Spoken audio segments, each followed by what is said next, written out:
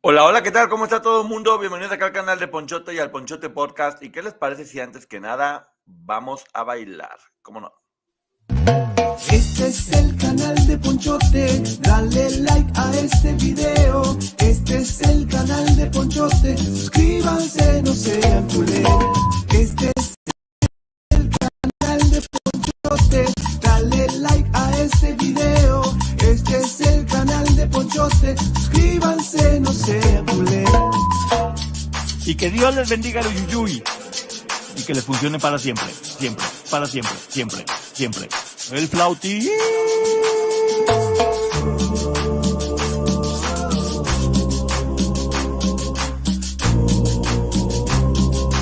Mucho zunguiringui para todos. Este es el canal de Ponchote, dale like a este video. Este es el canal de Ponchote, suscríbanse, no sean culeros. Este es el canal de Ponchote, dale like a este video. Este es el canal de Ponchote, suscríbanse, no sean culeros.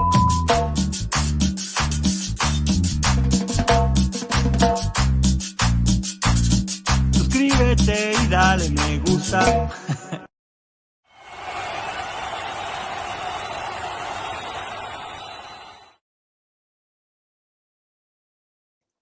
¿Cómo está todo el mundo aquí completamente en vivo en este dominguito, señora productora Sánchez? ¿Cómo le va? Qué temprano llegó, qué puntual. Y a todas las personas que se van sumando en este momento, muchas gracias. Me tardé un ratito porque estaba terminando de ver este documental, que qué bueno está. En verdad, acaba de salir ahorita en Netflix y no saben lo bueno que está. Porque este caso ya ven que hay muchas historias y se hizo una serie ahí donde más o menos cambiaba y parecía como que los hermanos estaban muy románticos entre ellos y muchas historias y muchas versiones.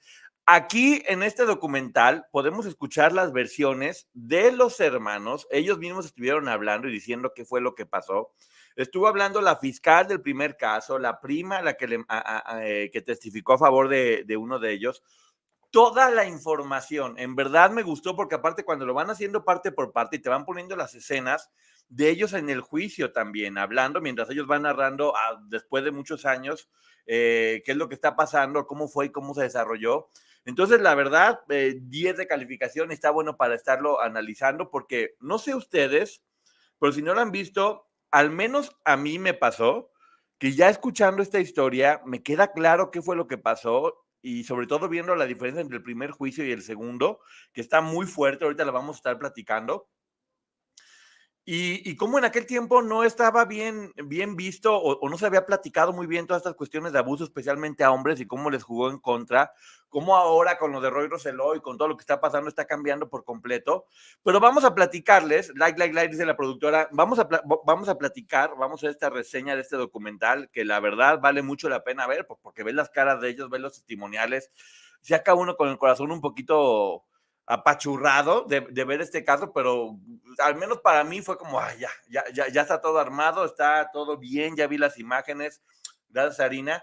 Y todo empieza, porque fíjate, hay muchos contextos que es bien importante estar analizando, y todo empieza diciendo que, obviamente, imagínense nada más, Hollywood, todo mundo, todo glamour, todo seguridad, la gente sale con sus perros, y de repente resulta que estos dos señores pierden la vida porque alguien, que no sabía en ese momento quién era, llegó y le disparó. Generó muchísimo ruido en Hollywood, que todo el mundo estaba histérico y vuelto loco en el 90-210 en el código postal, como decían. Y obviamente había mucha presión de se tiene que solucionar, se tiene que solucionar. Ya, por favor, ¿qué fue lo que pasó? ¿Quién está? ¿Habrá personas que estén quitándole la vida a los artistas famosos? Ya saben, se creó mucha paranoia con eso, que es bien importante verlo. Y ya en ese momento, Eric de 19 y Lael de 22 estaban diciendo que fueron los que habían llamado, ya sabemos esa historia. Le llamó mucho la atención a la policía, que también los entrevistan, que no había ningún cartucho tirado. Dijeron, ¿qué fue lo que pasó con los cartuchos? ¿Dónde está? Y el mismo Eric dice, estuvo todo mal. Ahora nos damos cuenta que por los nervios había muchos cabos sueltos que no hicieron en ese momento y por lo tanto desde el principio estuvo mal, porque debieron habernos entrevistado en ese momento.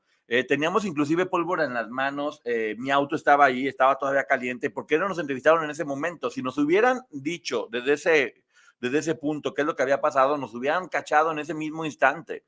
No habría forma de que hubiéramos podido controlarnos porque estábamos todavía con mucha adrenalina de lo que estaba pasando y lo que estaba sucediendo. Entonces, no hay forma. Dice, además, yo dije que había mucho humo cuando llegamos a la habitación y cualquier persona que sepa de eso sabe que si uno ve mucho humo es porque uno fue. El único momento donde se ve humo cuando la gente dispara es cuando estás ahí, estás viendo todo el humarajo y todo lo demás. Entonces dimos todas las pruebas para haber comprobado que éramos nosotros y la policía o no la quiso ver o están muy mal o están tontos, pero no se dieron cuenta de absolutamente nada. Además, estaban diciendo ahí, siempre cuando alguien pierde la vida, los primeros sospechosos, que eso yo no sabía, pues son los familiares cercanos o la gente que estaba ahí, se deben entrevistar y a estos chavos fue como, no, déjalos libres, no pasa nada, absolutamente nada. Ellos cuando se termina todo esto, decían, ellos comentaban que querían hacer un libro de la historia de su papá porque era un gran hombre y que era maravilloso y que querían seguir con las ambiciones políticas del padre y de alguna forma hacerle como un homenaje al papá, al que admiraban mucho y hacen todo este tipo de comentarios. Y además, y fíjense nada más los comentarios, escucharlos hablar ahorita es demasiado fuerte porque dice Eric, si nuestro padre ya cuando toda la vida hacíamos lo que él nos ordenaba, no sabíamos cómo reaccionar. Perdimos de repente el control, o sea, sí, les quitamos la vida, pero además no sabíamos cómo reaccionar o qué hacer, estábamos desbocados, por eso cometimos tantos errores, por eso nos fuimos de compras, por eso nos fuimos a hacer un montón de cosas, porque nuestro padre ya no estaba ahí, lo cual es muy fuerte, ¿no? Ellos le quitaron la vida y al mismo tiempo estaban diciendo que, pues, que no tenían control, que sus vidas estaban completamente mal porque no sabían para dónde poderlo ir. Y además dicen, pues esta tragedia destrozó a nuestra familia, que ellos mismos provocaron, por cierto, pero pues obviamente se refiere a tías, primas y demás que no se lo esperaban bajo ninguna situación. Platica también, ahora lo están diciendo, platica Lyle, que Eric se la pasaba llorando todo el tiempo y que se la pasaban yendo a la tumba de sus papás y que estaban ahí y que lloraban y lloraban. Y es muy fuerte escuchar estas declaraciones porque ellos fueron quienes le quitaron la vida y aún así pues, había mucha tristeza, e iban mucho a la tumba y, o sea, es muy raro escucharlos porque no te puedes imaginar cómo alguien hace lo que hizo y al mismo tiempo es como si alguien mal lo hubiera hecho y sigues llorándole a los papás, en este caso también a la mamá en especial que tiraban mucho.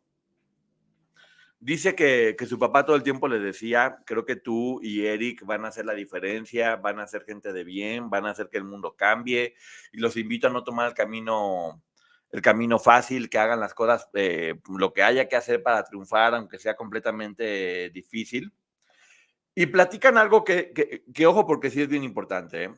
Eric, el menor, era más como la mamá, era como más artista, era más sensible, era más noble. Y Lyle, el mayor, era como el papá, era como mucho más, le gustaba el business y era como más mandón y tenía una personalidad muchísimo más fuerte que la que tenía Eric.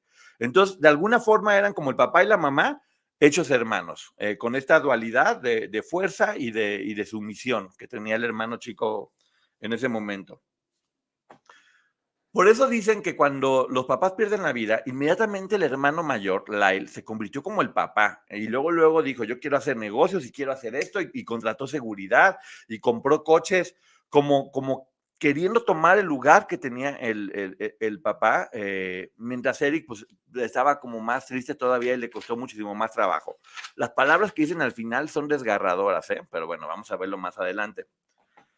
Dice Eric, que eso me llamó mucho la atención, dice Eric que nunca se quitó la vida él mismo porque eso hubiera sido una decepción muy grande para sus papás. O sea, les quitó la vida y dice que nunca se quitó la vida porque hubiera sido una decepción muy fuerte para sus papás. Y ojo, esto lo están diciendo, lo están hablando después de 20 y tantos años, y es los comentarios que están haciendo. Dice Lyle que a él lo detuvieron como si fuera una persona, un narco, y que cuando llegó toda esta gente a detenerlo, dice él que en el fondo sintió alivio porque era la verdad y porque ya no podía con la culpa, y fue como, ok, ya se está haciendo justicia al fin, me están deteniendo y es real. Y Eric, que eso que viene en la serie, pero no viene aquí, fíjense nada más, él pudo haber huido, estaba en no sé dónde, en un torneo de tenis y pudo haber huido, y él regresa del torneo de tenis y se entrega. ¿Cuántas personas hubieran hecho eso? Ya estás por allá, pues huyes o te amparas o ves el juicio desde afuera, pero igual él, que estaba muy jovencito también en ese momento, tenía 19 años, viene y se entrega directamente para que llegara y para que cayera. En marzo de 1990 empieza este caso y ya sabemos, se vuelve un suceso mundial. Todo el mundo hablaba porque era como una historia imposible de creer, qué es lo que había estado pasando, cómo es posible que los hijos sean los culpables de los papás. Incluía gente guapa, incluía Hollywood, incluía un thriller. Se convirtió en una historia que empezó a vender muchísimo dinero, obviamente. Y mientras tanto, dicen que, fíjense nomás cómo manejaban los titulares, avaricia e ira, querían la mansión todos ellos. Es increíble que una persona por querer una mansión, que además ya era de ellos, tuvieran que hacer algo así tan fuerte, pero del principio se manejaba y de nueva cuenta los medios de comunicación empezaron a ser jueces y decir, esto fue lo que pasó, no, esto fue lo que pasó, yo creo que esto, según yo investigué esto, y se hace completamente público el caso. Y como dicen aquí, trataron el juicio como si fuera un reality show. ¿No les suena cosas que todavía seguimos viendo en estos tiempos? Lyle dice que él le hablaba a su familia en ese momento, todavía no lo habían aceptado, y que le decía, no, seguramente es un malentendido, esto no pudo haber pasado, seguía mintiendo todavía, él no quería que se supiera. Y aquí es donde entrevistan, en este documental, que creo que es un gran triunfo, entrevistan a la fiscal de ese primer juicio y dice ella, parecían dos macetas venenosas, dos asesinos tontos, yo nomás los vi, dije, estos son culpables, están burros, caen rápido, o sea, yo vi inmediatamente la maldad en ellos, van a caer, no tengo ningún problema. Pero que cuando vio la fiscal todo esto que había despertado a nivel mediático y que iba a estar toda la gente viendo y que se iba a transmitir el juicio, dice que nunca en la vida le había pasado, que se fue a vomitar al baño de los nervios y del estrés de lo que eso estaba provocándole, saber que se estaba, pues eso, que estaba saliendo y que todo el mundo lo iba a estar viendo, para que nos demos una idea de la magnitud de lo que estaba sucediendo. Una de las primeras pruebas que decía que era como los móviles para ver si lo habían hecho o no, era el hecho de que habían cobrado inmediatamente. Acuérdense que hasta este momento todavía no se sabía si ellos lo habían hecho o no, únicamente estaban en esa investigación y era demostrar si fueron culpables o inocentes. Cobraron inmediatamente un seguro de vida de $650,000 y eso los hizo pensar que era premeditado. Bueno, yo no sé, pero creo que muchísimas personas harían lo mismo. Pues obviamente van y ven el dinero y ven, se arreglan ese tipo de situaciones económicas, pero aquí lo vieron como un factor de alerta. Y lo que decía la fiscal, fíjense el comentario de la fiscal, dice, yo nunca sentí culpa porque la pobre de la mujer, o sea, de la mamá, todo el tiempo fue abusada por el padre y por los hijos y además le quitaron la vida como si fuera un animal salvaje. Eso es lo que pensaba la fiscal en ese momento, que tal vez él, el señor José, no era tan digno de tenerle misericordia, pero que la mujer sí. O sea, dice, ¿cómo es posible que maltratada y triste y encima le quitan la vida así, no se lo merecía? Que eso vamos a ver más adelante según las pruebas que vayamos a ver ahorita y el orden, si es verdad o si es mentira. Por otro lado, mientras ella estaba haciendo, la fiscalía estaba haciendo toda esta acusación tan fuerte, empieza a salir en este momento ya la defensa que sí lo habían hecho, pero que lo habían hecho por miedo. Que lo habían hecho por miedo de qué, pues iban a hablar en ese momento y se iba a saber cómo lo estaban haciendo. En 1986 estaban platicando, no me acuerdo si fue Eric o Lyle, que su mamá se dio cuenta de que su papá estaba siendo infiel. Y fue tanta la tristeza y la mujer se puso tan mal que quería quitarse la vida y que de hecho amenazaba con quitarle la vida a los demás. Se descontroló por completo al darse cuenta de las infidelidades del hombre. Y a partir de ese momento, un padecimiento psiquiátrico como es la depresión, que no está bien cuidado, terminó volviéndola peligrosa. Peligrosa, de hecho, porque pues, no tenía fuerzas para hacer nada, hacía lo que le decían. Obviamente, pues, me imagino sobremedicada, sin saber qué estaba haciendo. Una bala perdida a la señora que no estaba tomando el control de lo que debería de ser. La defensa puso este argumento que se me hace fuerte e importante. Dice, ahora resulta que porque sus papás eran ricos, les quitaron la vida por dinero. ¿Qué hubiera pasado si hubieran sido pobres? ¿Podríamos creer más la versión de que les habían quitado la vida porque les estaban haciendo cosas? ¿Acaso nada más a la gente pobre les hacen cosas y se les cree y ellos por ser ricos y por ser los papás ricos tenemos que pensar que fue por dinero? Hay que ver la historia y hay que ver cómo se va a juzgar según eso. Empiezan a platicar la historia, que yo no me sabía, y la platica Eric, donde platica que el papá y la familia del papá vivían en Cuba y tenían muchísimo dinero. tenían muchísimo dinero. Cuando Cuba era como Las Vegas para Estados Unidos en ese momento, la isla, era de las personas enriquecidas por el régimen, hasta que llegó la Revolución Cubana con Fidel Castro y el Che Guevara y les quitaron todo el dinero que tenían. Por eso odiaba al Che Guevara. ¿Se acuerdan que siempre se decía que odiaba al Che Guevara y que estaba pensando con todo su dinero declararle la guerra y demás cosas? Pues bueno, aquí se entiende por qué. Porque lo sacaron del régimen a la familia de ellos y él regresa muy joven a Estados Unidos a empezar de cero, sin un peso tenía el hombre eran refugiados únicamente, y pues tuvo que levantar un imperio, que eso también, pues bueno, dentro de todo lo malo que podemos ver luego, pues bueno, se le reconoce que tuvo la capacidad de llegar de cero, después de haber tenido mucho dinero y de ser privilegiado, y levantarse de cero. Platica ya también Eric, que el papá era muy seguro, así dice, él era muy seguro, y pone también la mamá, que la mamá era como una Miss que era muy exótica, que quería ser actriz, pues le gustaba más la cosa de la artisteada, con una presencia fina. Y pues imagínense nada más, el cubano, que venía de clase adinerada, venida menos, y ella pertenecía a una clase media en Estados Unidos, pero con sueños de ser artista. Ahí es como se enamoran en ese momento y dicen, en esta familia, el padre lo era todo. Ya saben, la típica funcionamiento machista donde el padre es la cabeza de la familia y la mamá está para servirle y los hijos obedecen, que es como fue durante mucho tiempo, y en ese tiempo no era la excepción. A los 40 años, este hombre, José Menéndez, ya tenía compañías monstruosas como Hertz, había sido director de RCA Discos, y aquí menciona únicamente que ayudó a generar muchos grupos, entre ellos el grupo Menudo, obviamente porque él era cubano y le gustaba lo latino, pero ya sabemos, no se menciona más allá de eso, solamente hacen mención del grupo Menudo, que creo que era como una forma de ir ligando las historias, de cómo este magnate del entretenimiento había estado creciendo. Lo que me llama mucho la atención es que cuando escuchas hablar a ellos, a pesar de lo que hicieron y de lo que les hizo al parecer, hablan como con mucha admiración, como diciendo, wow, nuestro papá era lo máximo y creció mucho. Se ve todavía que hay una disociación rara entre ellos dentro de la cabeza. Eric dice, definitivamente estos niños no lo cometieron por dinero, algo muy malo estaba pasando en la familia. Y aquí hay este personaje tan fuerte que es el psicólogo, que ahorita vamos a ver algo bien importante, este psicólogo que termina rajando que ellos que le habían quitado la vida a los papás, platica él, dentro del juicio se ve que Eric le dijo, lo hicimos, y lo hicimos porque el padre era exageradamente violento, y a la señora, dice, bueno, pues a la señora le quitaron la vida porque ella era una testigo, y además, seguramente no iba a poder soportar lo que vio, y de una tercera forma, pues como una eutanasia, como bueno, si va a quedar muerta en vida, de una vez le quitamos la vida. Fue lo que le habían platicado a él en terapia, que fue directamente por el papá, y como la señora estaba viendo, pues dijeron, va a sufrir mucho, mejor de una vez, para que no sufra. Eso fue lo que había dicho hasta ese momento y lo que estaba diciendo el terapeuta.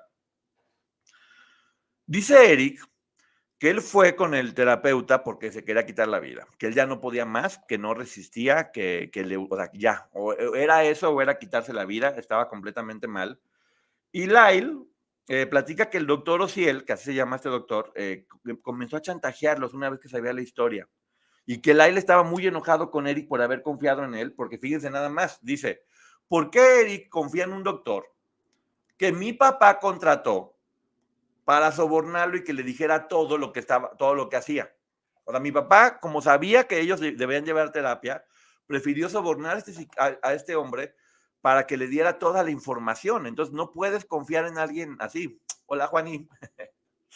Entonces, yo no sabía eso, que efectivamente sí lo sobornaba para que le diera toda la información. Y dice, jamás lo amenacé como él dijo. Lo dejó clarísimo todo el tiempo. La amante del doctor platica que este doctor, que tendría que haber respetado lo que se le decía en terapia, le platicó toda la información. Pues andaba con la amante y pues como andaban felices de la vida colgados del zungiringiri, le soltó toda la sopa y le puso todos los audios.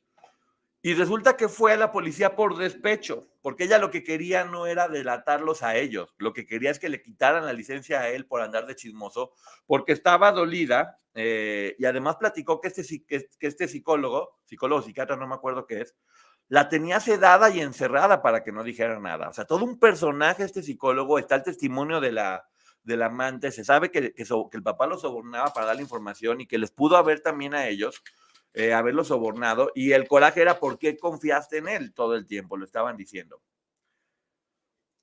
La fiscal de ese juicio platica que esas cintas de lo que platicaron no se las dieron hasta el final del juicio, que no tuvieron nada que ver más que el testimonio del doctor Ociel. Y dice, esta historia está bien interesante, porque mientras estaban en prisión, ellos no habían hablado de muchas cosas, y Lyle le manda una carta a Eric donde se mencionó como que se querían fugar, pero en realidad lo que hace ahí en esa carta es pedirle perdón. Decía, sentiría que contar el secreto de la familia era como matarlo de nuevo. Y únicamente se lo pone en ese mensaje, le pide perdón por lo que pasó, perdón por lo que te hice, espero que esto no vuelva a suceder. Y le dice, por favor, destruye la carta. Pero dice Eric que él no quiso romper la carta porque era la primera vez que su hermano le pedía una disculpa, que le hablaba de todo lo que había dicho. Ponen la carta ahí donde le dice, solo nosotros sabemos la verdad y los secretos. La carta ahí está, existe y fue mostrada como una prueba. Ven la forma de salir de esta, salir adelante, y cuando les cachan la carta, se hace ver como que querían escapar y que querían huir, y al final pidieron disculpas diciendo que no era cierto que querían huir. Pero eso era la carta, era una carta de comunicación entre ellos, como de arreglar las cosas y pedir disculpas, y se sacó todo de contexto. Lyle estaba tan mal que él decía, yo prefiero perder el juicio que confesar. Yo no quería saber de eso, y mientras tanto Eric seguía hablando y hablando y hablando. Había una diferencia porque Eric quería hablar y Lyle no quería, y Eric ya lo que sentía era que tenía demasiado carga, y así como él habló con el psicólogo, también en juicio dijo, yo quiero hablar y decir todo. Empiezan a poner los testimonios de toda la gente que vio el caso, y todo el mundo veía que era el papá completamente violento y que les hacía unas cosas horribles. Hay un testigo que platicaba de cómo José golpeó a Lyle y cómo mucha gente le tenía miedo a este hombre, pero mucha gente, no saben cuántos testigos fueron que le tenían miedo y que decían, yo no quiero declarar nada porque este hombre es capaz de cualquier cosa. Entonces vamos a salirnos por la tangente. De hecho, el hermano de José también testifica la violencia que estaba haciendo. La familia, fíjense nada más, los propios hermanos de José, aún sabiendo que ellos le habían quitado la vida, estaban testificando que sí había violencia de muchas formas, muchos testigos. Aquí viene una parte muy fuerte, porque Eric dice, extraño mucho a mi mamá, desearía poder regresarla y que ojalá me quisiera un poquito. Para mí, mi padre era un dios griego, lo idolatraba. Me llamó la atención que después de mucho tiempo dijera, para mí mi papá era un dios griego, porque acuérdense que eran los argumentos que él hacía para poder concretar los abusos. Que era decir, en Grecia esto es muy normal y en Grecia pasa y los griegos hacían esto para las batallas, que no es que sea mentira, porque sí pasaba eso con los griegos, pero estaba completamente distorsionado y manipulado. Pero que después de tantos años él diga, lo veía como un dios griego, te hace ver cómo el daño que se hizo y las huellas que dejó siguen estando ahí de forma muy fuerte. La psicóloga del caso dice que como ellos no podían hablar o no estaban preparados para hablar, los puso a dibujar unas viñetas respecto a lo que había pasado los últimos días, y te ponen ahí todas las ilustraciones. Ay Dios, ellos tenían en ese momento creo que como 21 y 23 años, no me acuerdo cuántos, pero 22 y 25 años. Y es tristísimo porque eran ilustraciones como muy violentas de niños de 8 y 10 años. Se veían así como de niños de palitos, la figura del papá enorme, la figura de ellos chiquitita, mucha violencia en los trazos. Sin necesidad de ser expertos, tú ves esas imágenes y te das cuenta que algo ahí está fuerte, que el cerebro quedó atrapado como en un niño y que definitivamente había mucha violencia de parte de lo que había pasado. Cuando la vean, chequen todo eso. Aquí viene algo muy fuerte porque te ponen cuáles son los testimonios, te ponen tal cual en el juicio los testimonios de los dos hermanos, donde el primero que pasa es Lyle, que era el que no quería testificar, y dice que no lo prepararon porque le pidieron que tuviera reacciones reales, que si tenía que ponerse triste, se pusiera triste, llorar o lo que fuera, para que se sintiera orgánico y se sintiera real. Híjole, hay muchas cosas que obviamente no voy a decir aquí porque se me hacen muy fuertes, pero que él tuvo que decir en juicio de forma completamente gráfica. Pero en resumen dice que él, siendo un niño, accedía a hacer todo lo que el papá le pedía porque quería que el papá lo amara. Y parte de que lo amara fuera dejarse hacer todas las barbaridades que les hizo. narra diferentes tipos de contactos que hubo entre ellos, hasta que poco a poco fue evolucionando a tener intimidad de forma oral y posteriormente haber recibido, ya saben, lo vio y que lo sangró porque fue muy violento y lo había lastimado, que suena perfectamente igual al testimonio de Roy Rosello, que dice que inclusive tuvo que ir al doctor por los daños que le causó y los sangrados, por la forma tan brava en que lo estaba haciendo. Dice la productora. Dice que en ese momento, cuando era niño, le dijo a su mamá que el papá no dejaba de tocarlo y que la mamá dijo, ya cállate, hombre, exageras, él te ama y lo hace porque te ama, por corregirte, o son señales de afecto y de pruebas, pero ella lo venía diciendo. Que también, por lo que te platican, la mamá estaba completamente ida por él, completamente perdida de amor, en una depresión, no tenía fuerzas para luchar. Claramente prefería cegarse con lo que estaba pasando para poder seguir manteniendo esta imagen de la familia perfecta, que además ante los medios tenían que estar haciendo y que era mucho, mucho, muy duro para ello. Y una de las cosas más fuertes es que dice el hermano mayor que cuando el hermano menor, Eric, tenía entre 6 y 8 años, él abusaba de su hermano menor y le hacía exactamente lo mismo que le hacía el papá. Yo desde aquí digo, en verdad, si una persona va a meterse a mentir en un juicio y va a inventar una historia, como por qué necesidad vas tú a decir que además de que lo que te hizo el papá, lo que le hacías a tu hermano menor, y por qué lo hacías. Es la cara de él cuando lo está hablando, cómo se le corta la respiración y el hermano con la cabeza agachada como de pena. Porque finalmente también el hermano mayor fue abusador del menor y aún así era como yo entiendo lo que pasa y entiendo por qué lo hiciste, que es muy fuerte, cómo entre ellos dos se seguían protegiendo. De no creerse ese testimonio, en verdad, véanlo, me rompió el corazón. Y luego Eric dice, cuando él se disculpó conmigo por lo que hizo dentro del momento del juicio, ahora ya lo comenta, fue completamente devastador. Y la fiscal dice que en ese momento dijo, carajo, todo tiene sentido, Chihuahua, me van a tumbar el caso. Media mulita la fiscal, tengo que decirlo, pero ella dice que yo estaba preparando mi caso, estaba todo preparado para ganar, y me salen con esos testimonios y dije, ya valió, ya perdí. Después sube a testificar Eric, que es esta parte que en la serie ponen que no podía escuchar mucho el micrófono, y dice él, ahorita en este tiempo, que cuando subió a testificar estaba completamente aterrado. Ya empieza a platicar que su padre empezó a abusar de él desde que tenía 6 años. En la serie ponen, aquí no, que en realidad cuando Lyle le dice al papá, ya esto no va a volver a pasar, que él tenía una personalidad mucho más fuerte, Lyle, y lo detiene. En ese momento es cuando empieza a abusar del hermano menor, y el hermano menor no tiene la fuerza a lo mejor de confrontarlo, decirle que se levante. Y lo más fuerte es cuando le preguntan, ¿y por cuánto tiempo fueron estos abusos? Y dice, por 12 años, o sea, hasta los 18. Él tenía 19 cuando hizo lo que hizo.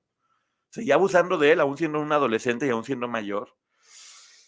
Y Lyle ahora comenta que se enojó muchísimo, que porque su hermano decía en juicio cosas que él nunca escuchó y que lo pudo haber ayudado cuando además él también estaba abusando de él, que fue muy traumante para él haber dicho y haber hecho todo eso. Muy fuerte cuando los ves ya hablando y vas viendo su historia, cómo está. Aquí platican algo que a mí no me había quedado muy claro, y es que en realidad les quitaron la vida cuando Lyle le confiesa, cuando Eric le confiesa a Lyle que su papá seguía abusando de él, aún siendo él ya adolescente y siendo adulto. Cuando se ponen a hablar y le platica todo eso, narra todo cómo pasó, lo cual también te muestra cómo eran los juicios hace mucho tiempo, porque además de que el juicio estaba siendo televisado, era completamente revictimizante para ellos estar hablando con lujo de detalles de lo que pasaba y cómo lo hacía y en qué posiciones, completamente revictimizante y se permitía, y además televisado, cuando eso no debió haber sido así. O sea, se rompieron todos sus derechos de esa manera, y sobre todo en aquel tiempo era como a los hombres no son abusados, están echando mentiras, en el fondo lo que quieren era dinero, porque era la versión que la prensa estaba manejando en ese momento. Ay, Diosito santo. Le preguntan a Eric, le dicen, ¿y tú hubieras parado con lo que te hacía tu papá? Y dice, no. ¿Querías que parara? Y dice, no. No quería que parara porque solamente en esos momentos yo me sentía querido siendo niño. Igual lo dice el hermano, o sea, se los hicieron ver como pruebas de afecto fuera de este mundo de normalidad y el hecho de decir no quería que parara, obviamente te habla de que después de que entendió la culpa que debería sentir por no haber querido que pasara, por haber pensado que era algo que él quería, que era consensuado y que eran demostraciones de afecto, cuando en realidad eran situaciones completamente violentas y distorsionadas, pero lo habían normalizado, donde además le platicaban a la mamá y la mamá no hacía nada y les decía, son pruebas de afecto, lo que está pasando por ahí. Cuando desencadenó todo, cuando ya tenía 18 años y en una ocasión le dijo que no, le dijo al papá, ya no va a pasar, ya no quiero que pase. Dice que el papá regresó con un cuchillo y que se lo puso en el cuello y que lo dijo, debería quitarte la vida y en esta ocasión no lo voy a hacer. Si vuelves a decirme que no, puedes tener la seguridad de que lo voy a hacer. Se sentía completamente amenazado. Y dice él, bueno, pues qué pasa si le dices a alguien? Pues me vas a quitar la vida, ¿verdad? Exactamente. Así que no le digas a nadie porque ya sabes qué es lo que va a pasar. Estaba amenazado de que le iban a quitar la vida. Dice, dicen algo que es muy cierto, que como los veían galanes y bien vestidos y con dinero, la gente no los ve como víctimas, que nos ha pasado también de nueva cuenta de, ay, van muy arregladas a declarar, se estaban viendo, mira cómo se pinta la boca de este color. Parece ser que para poder demostrar que son víctimas tienen que tener un disfraz de víctima donde se vean así. No sé si quieren que lleguen con la ropa rota o qué onda. El hecho de que ellos fueran galanes, que tuvieran trajes de marca y todo eso, hacía que no se les viera de esa forma, sino al contrario, como, no, velos, están bien vestidos, están galanes, seguramente son ambiciosos. Porque ya sabes, rubio y bien vestido, gracias Alma Lilian, rubio y bien vestido es malo. Si por ahí la persona se ve medio amolada, está mal. Ambos eran monstruos, exactamente. La prensa empezó a decir, ¿por qué si ya eran mayores de edad no se fueron? Si en Estados Unidos a los 18 años, ya saben, eres mayor de edad, te vas. Y si un papá te dice a los 18 años, ya vete, te tienes que ir porque ya no es tu casa. Es lo que pasaba en ese momento. Y había muchísimas burlas de la sociedad de por qué no se iban, por qué no se habían ido. Y cuando les preguntaban a la prensa, porque platica una de las tías que hablaba y decía, oye, no puede ser que estén hablando así de mis sobrinos y lo que está pasando, que decían los medios de comunicación. Su caso ya es propiedad pública, le pertenecen a la opinión pública, por lo tanto podemos hacer y decir lo que queríamos. Completamente fuerte. Ahí es cuando la defensa empieza a poner muchísimos testimonios de violencia, de secretarios, gente que trabajaba con él, familiares, uno tras otro, testimonios de cómo este hombre era completamente y brutalmente violento, hasta que llega a declarar una prima, que por cierto la prima también está entrevistada acá, donde dice que Lyle a los 8 años le confesó y narra todo cómo le dijo que se estaban tocando abajo con su papá y que ella sabía todo eso. Son norteamericanos, el papá es cubano y la mamá era norteamericana. La prima está entrevistada y está platicando que fue real, que a los 8 años se lo platicó, por lo tanto, es un testimonio valiosísimo el de la prima, que lo había comentado, y ya después hoy sabemos, que no viene en el documental, de la carta que le había escrito un primo 8 meses antes. Había testigos y había todo lo necesario para que se pudiera saber que ellos sí estaban siendo abusados. El psicólogo, no el malo, otro psicólogo que les tocó tratarlos, dice que el hermano menor efectivamente se quería quitar la vida, cuando ya todo esto estaba pasando, cuando el papá lo amenazó y no lo hizo porque había logrado estudiar la universidad en otro lugar lejos de ahí. Y dijo, bueno, ya me voy a ir a estudiar a la universidad lejos de aquí y ya no voy a tener que ver a mi papá. Pero el papá le dijo, no te vas a ir a ningún lado, vas a estudiar a la universidad aquí y vas a seguir aquí. Y eso lo desmoronó, porque además es lo que dicen ellos, nosotros no podíamos irnos porque todo el tiempo mi papá nos metía la idea en la cabeza de que no nos podíamos ir y que teníamos que estar con él aunque legalmente lo pudiéramos hacer. Hoy sabemos lo que es esto, lo que es este tipo de manipulación que tienen estos personajes, de cómo lo importante no es que te puedas ir con el cuerpo, sino que lo que está captado es la mente, lo que es el miedo de las víctimas. Y aquí apenas podemos verlo, con la información que tenemos ahora, ves todo este juicio y dices, ¿cómo se les podía decir esas cosas de, ¿y por qué no te ibas? ¿Y por qué no reaccionabas? ¿Y por qué no esto? ¿Y por qué no lo otro? ¿Y por qué no lo demás? Y ahí estaba pasando, había testimonios de cuántas personas y toda la gente los escuchó y no pasaba completamente nada. Lyle, el hermano mayor, lo entrevistan ahora y ya platica que cuando supo que estaba abusando del hermano, lo confrontó al papá. confrontó al hermano y le dijo, no vuelvas a tocar de nuevo a mi hermanito porque te voy a denunciar y voy a hacer que todo mundo sepa lo que estás haciendo. Él le dijo, lo que haga con mi hijo no es asunto tuyo. Esa frase, ¿cuántas veces la hemos escuchado? Es mi hijo, no te metas. Gracias, Ciencia con Alma. Ustedes lo han dicho, estos casos son similares. Todos. Por eso es importante que aprendamos para que lo entendemos. Dice ahí que cuando confronta al papá, que estaba ahí en ese momento Kitty, la mamá, y que le dice, ¿no te das cuenta de lo que está pasando? Y que la mamá le dijo, claro que yo sé lo que está pasando. ¿Crees que soy estúpida? Todo el tiempo lo he sabido.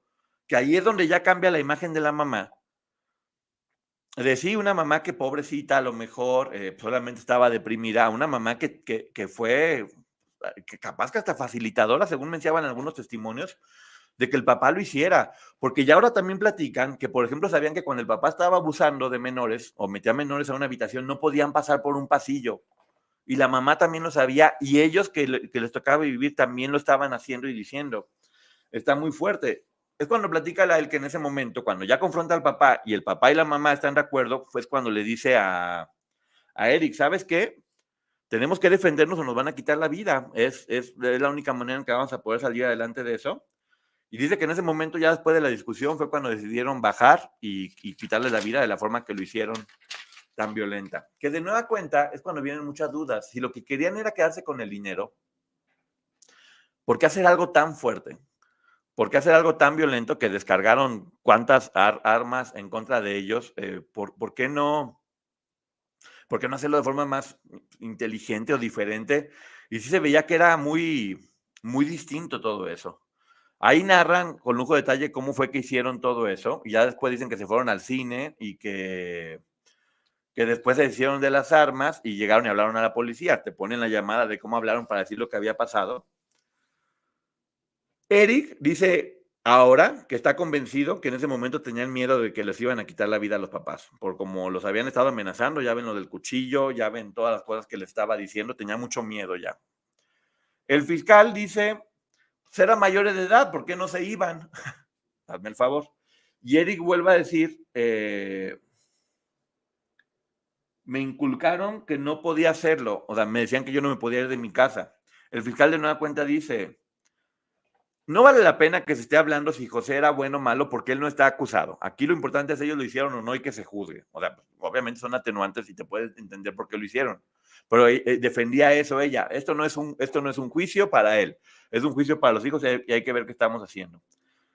Llega el momento en que el jurado tenía que deliberar y con una persona que dijera que no, ya no podía haber un juicio.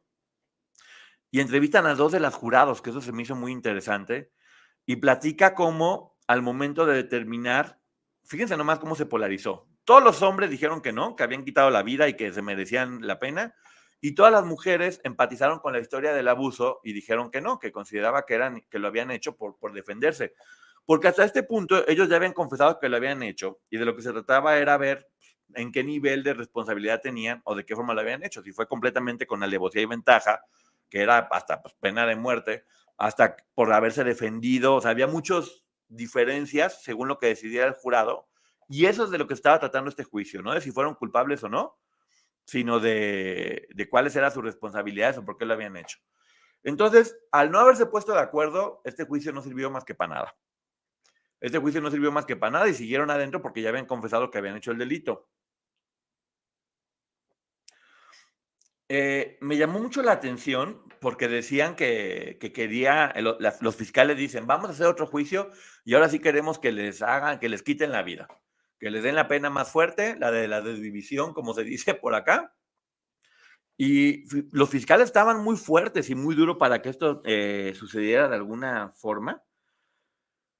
En lo que pasa el otro juicio, fue muy raro porque también en la serie te lo pintan como que era una relación como de noviazgo, y te ponen a uno como menso que estaba hablando. Dice que estaba muy aburrido y que su única forma era hablar.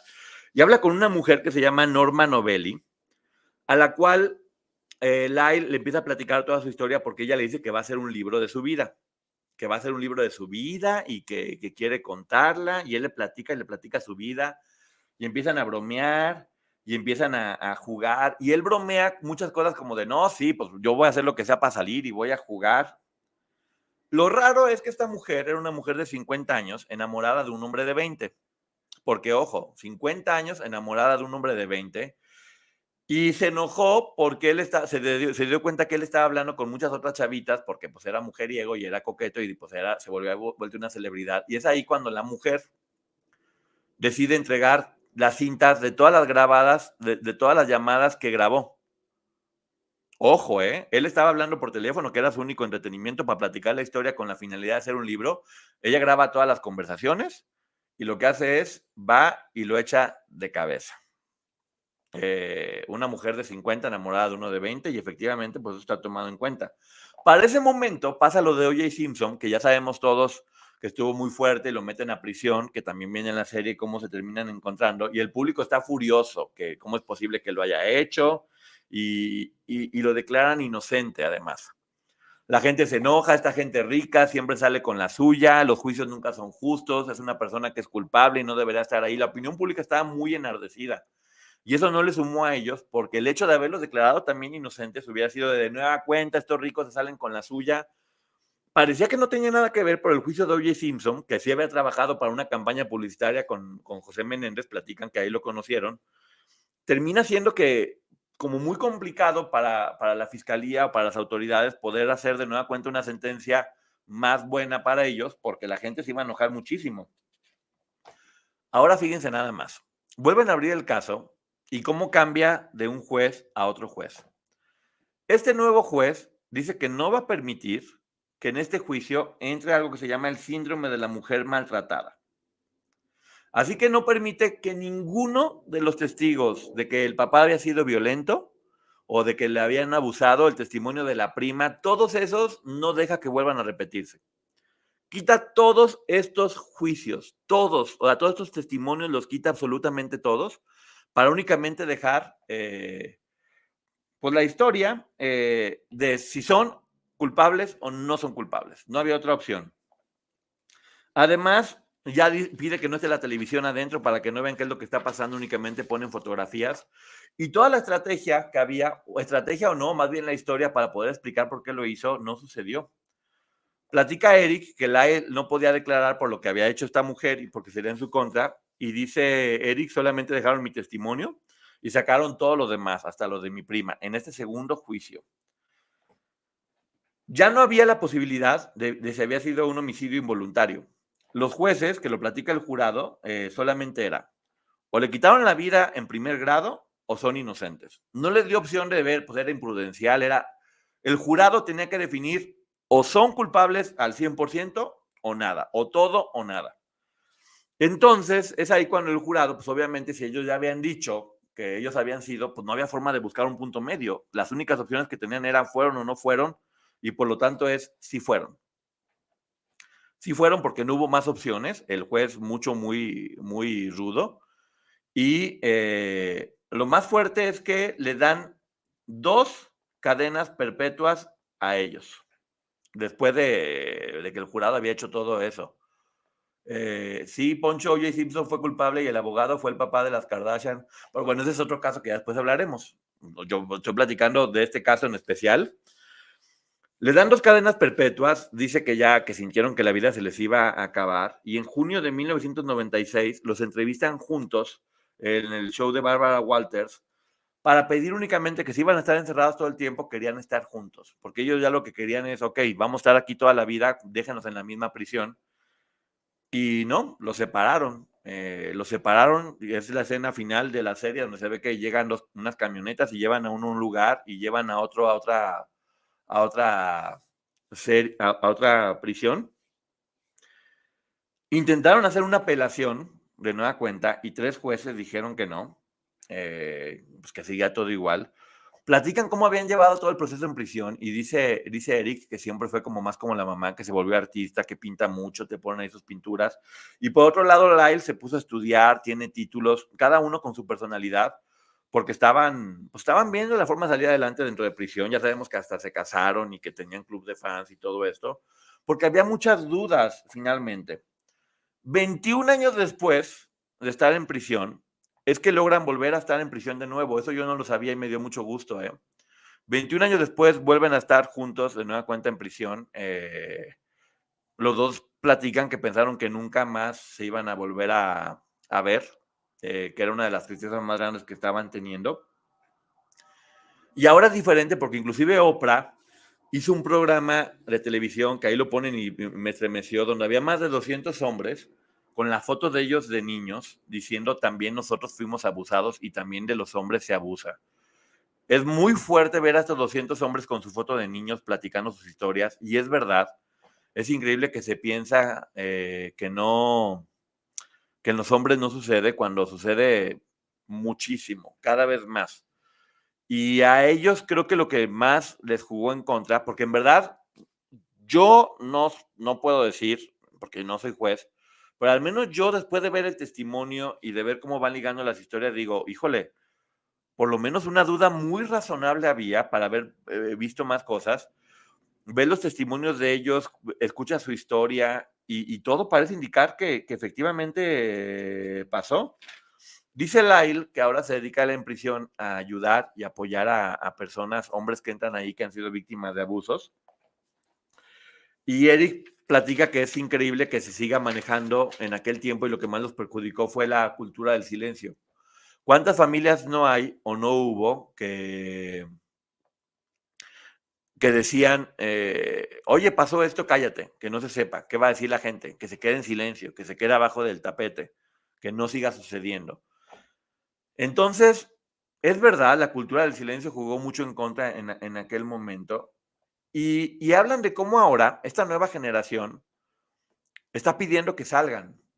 Esta generación que tiene como más entendidas estas conductas, están pidiendo y ves TikTok un montón de jóvenes diciendo que salgan, fueron víctimas de abuso, lo hicieron porque estaban siendo abuso, estaban hablando y hablando y hablando y te ponen toda esta nueva generación que entiende todo diferente, cómo está juzgando de forma distinta. Las frases finales de cada uno de los hermanos son muy tristes porque, por ejemplo, lo hemos dicho, todos los abusadores, su principal logro es sembrar culpa en sus víctimas. Y lo que dice Eric, el hermano menor, es, todo esto pasó por mí, porque yo le pedí ayuda a Lyle y porque le conté al psicólogo lo que pasó. Es mi culpa, mi hermano está aquí por mi culpa. Como si hubiera sido culpa de él que el papá hubiera abusado de él. Él se siente responsable por lo que le pasó al hermano y nunca contempla que el hermano también estaba abusando de él. Ahí se ve que se quieren muchísimo, obviamente, y de cómo después de veintitantos años siguen cargando con culpa. Siguen cargando con culpa muy, muy fuerte y no lo puede quitar. Por otro lado, Lyle dice que se siente frustrado por no haber podido rescatar a Eric. Fíjense, de nueva cuenta el amor entre hermanos. Y que no solamente no lo pudo rescatar, porque a lo mejor fue su idea hacer lo que hicieron, y dice, ¿no será que en el fondo, lejos de salvarlo, le destruí la vida también y por eso estamos aquí en prisión? Los dos sintiéndose completamente culpables o responsables de lo que le está pasando al otro y completamente quebrados. Únicamente son testimonios de voz. El documental termina diciendo que un juez no ha determinado si todavía se va a volver a abrir el caso. ¿Y qué creen? Afortunadamente no viene el documental, pero ya se acaba de decir hace un par de días que el caso se va a volver a abrir bajo dos cosas principalmente. Una, el testimonio de Roy Rosselló y el caso que está abriendo allá contra Edgardo Díaz, donde platica que él lo entregó a José Menéndez y cómo abusó de él y cómo no lo trató y demás, lo cual confirma la versión de los hijos de que sí eran abusados. Y además, la carta que le mandó al primo que no había sido tomada en cuenta, porque muchísimas pruebas se desecharon, porque este juez dijo, no vamos a utilizar esta cosa con el síndrome de la mujer golpeada, es una estrategia, no lo van a hacer. Y además de la presión que había en aquel tiempo, volvemos a decir, porque es importante que muchos de estos casos sucedan a favor de las víctimas y se haga justicia, porque todos estos casos marcan precedentes. Las leyes de ahora, con la información que tenemos ahora, nos hace ver cómo era revictimizante ponerlos a ellos a hablar de lo que les pasó en un jurado con televisión, sin haber estado protegidos, de cómo no se tomaron muchos testimonios en cuenta en el segundo juicio, cuando era importante ver también las razones, no solamente si lo hicieron o no lo hicieron. Cuando se entiende que también, y lo que estaba viendo precisamente acá en esta nueva defensa, que hoy se entiende lo que es el trauma que genera eso y el síndrome de estrés postraumático, que después de haber vivido algo muy duro, la gente termina perdiendo un poco los conocimientos y terminan haciendo lo que hicieron. Por lo cual, la historia, si la volvemos a ver como está mostrando acá y lo vemos, vuelvo a repetir, o sea, yo no puedo decir que esto fue verdad o fue mentira, pero al menos este documental sí nos muestra una versión que está mucho más claro, que lo que hicieron estuvo mal. Lo siento mucho, Mari Carmen Plasencia, te mando un beso. Y que sí, que antes parecía que no había abuso a hombres, que los hombres estaban mintiendo, que por ser ricos no podían estar viviendo cosas diferentes, que la gente lo que quería era justicia, que se armaron un show completo para poder seguir monetizando y que eso los afectó muchísimo, que eso los afectó muchísimo. Sigo pensando que obviamente no fue la forma correcta de hacer lo que hicieron y que eso jamás en la vida va a ser una solución, pero también creo que se deben entender las razones por las que lo hicieron, que eso sí creo que es mucho, muy importante. Y en este que es el año, que lo hemos hablado, que es el año de la justicia, eh, creo que sería muy importante volver a abrir el caso. ¿Por qué? Porque creo que ellos están preparados para hablar y al hablar ellos pueden decir muchas cosas que se han seguido guardando dentro de ellos. Porque ellos pudieron haber sido testigos de muchos abusos a menores, inclusive gente del grupo Menudo o de otro tipo de lugares o situaciones, porque hoy por hoy ya se les podría reconocer como víctimas.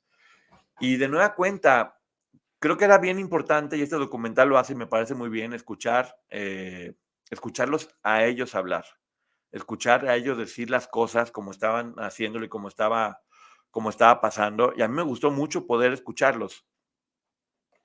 Hay muchas cosas que a mí no me hacen sentido, en el sentido de por qué decir que por dinero van a cometer algo tan fuerte. Se ve que había mucho coraje, se ve que había mucho dolor por haberlo hecho como lo hicieron, porque no era solamente me quiero quitar con la casa, igual no sé, les pudieron haber puesto algo en la bebida o cualquier otra cosa, o haber contratado, no sé, no, ni quiero dar ideas, pero se ve que había mucho dolor en la forma en la que lo hicieron, muchas ganas como de venganza. Y por otro lado, ¿por qué declarar en el juicio cosas tan fuertes como el hermano Lyle decir que abusó del hermano menor por lo que el papá les había enseñado? ¿Por qué decir que no quería que pararan los dos, que no querían que parara porque de alguna forma sentían que era sentirse queridos por el papá? Además, la forma en que lo narran todo con detalles que son muy fuertes, en verdad. Son muy fuertes. Yo no podía creer cómo los habían expuesto a decir eso en un juicio y encima en televisión. Ahí nos damos cuenta de cómo estaban completamente desprotegidos. Y sí, les ves las caras y ves completamente el trauma que vivieron o lo que estaba pasando. No, esta no es la serie, es un documental que está en Netflix que se llama Los Hermanos Menéndez. Los Hermanos Menéndez y que está con los testimonios de ellos, con los testimonios de la fiscal de aquel tiempo. Y la fiscal dice algo que me llama mucho la atención porque dice ella, yo sin duda, después de haber hecho las entrevistas, considero que qué bueno que ese hombre ya no está en este mundo, porque era de lo peor. Dice la fiscal, intenté buscar testimoniales que dijeran que José Menéndez era un buen hombre y no encontré ninguno. Todos los testimonios de la gente que hablaba de él, hablaban del ser humano horroroso que es y de las cosas que hacía y decía. Entonces, lo está diciendo la misma fiscal que le tocó investigar. También ella dice que ella cree que todo lo que dijeron en ese primer juicio fue un montaje, eso de que pues, habían sido abusados y demás, ella no lo creyó. Y bueno, pues de nueva cuenta son diferentes versiones. Tal vez no creyó ese montaje, pero sí dice, qué bueno que ese hombre no está aquí y nadie lo debería extrañar porque era una cochinada de persona. Creo que la fiscal con quien empatizó fue con el personaje de la mamá, que de nueva cuenta vemos una mujer que estaba mal, y de hecho ellos lo dicen, le quitaron la vida una parte. Yo pensaba que le habían quitado la vida por coraje porque había guardado silencio, pero en el primer testimonio dicen, le quitamos la vida porque ya había visto y porque además no iba a poder soportar con el dolor de lo que estaba pasando, y fue como un acto hasta de amor, incluso lo mencionan. Verlos después de tantos años, después de lo que hicieron, decir que no se les quita esa imagen de la cabeza bajo ninguna circunstancia, que siguen queriendo darle un abrazo a su mamá, es muy complejo, en verdad. Los escuchas y dices, ¿cómo personas que hicieron lo que hicieron a sus papás, siguen hablando de su mamá con amor y que ojalá me hubiera querido y cómo desearía darle un abrazo, y del papá siguen hablando y es imposible no escuchar la admiración que todavía sienten por él y cómo lo dicen y cómo platican que muchas cosas que hicieron era para no avergonzar al papá cuando ya le habían quitado la vida. Es completamente difícil y el abogado les dice, lloraste cuando pasó, se pasaron, no, sí, no, no. O sea, hay muchas cosas que yo no estoy diciendo aquí porque se me hace completamente revictimizante, pero bueno, el documental lo hace. Me imagino que los hermanos aceptaron que saliera y que se contara con lujo de detalles las cosas que hacía el papá con ellos, que créanme que te para los pelos de punta de imaginarte que ese hombre podría estar haciendo lo que hizo. Pero qué bueno que el juicio se va a abrir de nueva cuenta, no para decir que son, o sea, yo no puedo decir si son culpables o inocentes.